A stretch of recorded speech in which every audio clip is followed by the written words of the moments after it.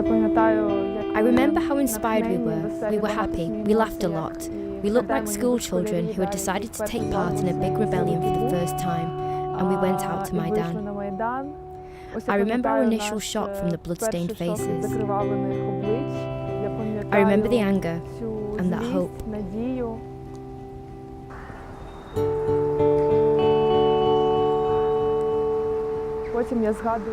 I then remember New Year's Eve, and we all celebrated it together.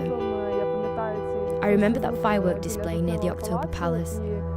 And I remember that, for me, this firework display was really frightening, because for some reason it reminded me of gunshots.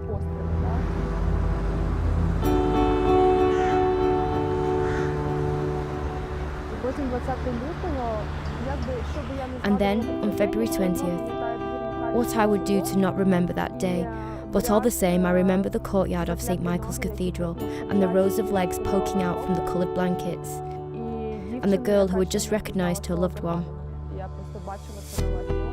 I just saw that with my own eyes. And I remember standing near these legs. I was looking at these legs and these orange, brightly coloured blankets, green, red, yellow, with spots of blood on them. I remember that I looked at all that and I realised that this was now my responsibility. This was my responsibility.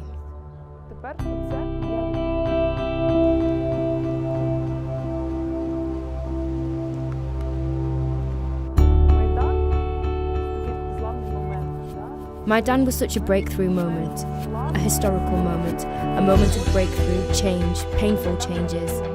Even after Maidan, I had this professional burnout. I couldn't even work.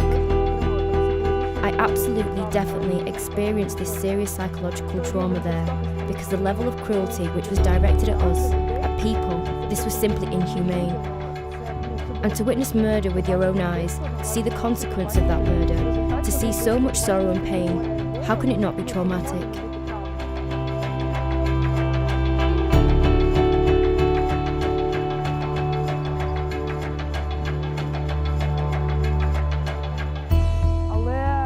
But I don't want this to be a collective trauma, the country's trauma. I don't want the country to be victimised, because victimisation in Ukrainians have really had enough of that.